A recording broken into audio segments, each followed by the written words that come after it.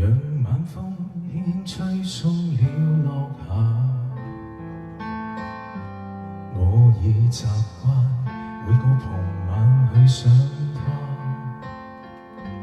在遠方的他此刻可知道，這段情在我心始終記掛。在這半山那天，我知快將要別離，沒說話。望向他，卻聽到他說不要相約，縱使分隔相愛，不會害怕。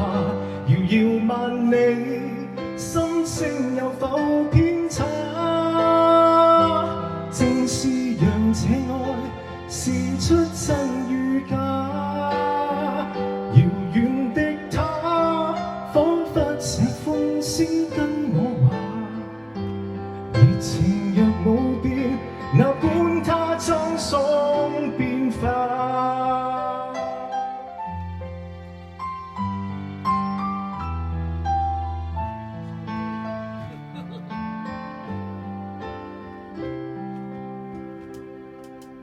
但這天收他爸爸的一封信，信裏面說血癌已帶走他，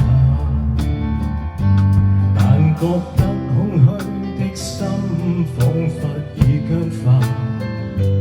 過去時像炮彈，心中爆炸。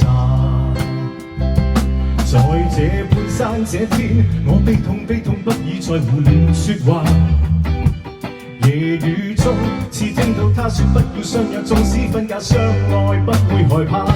人無覓處，心聲有否偏差？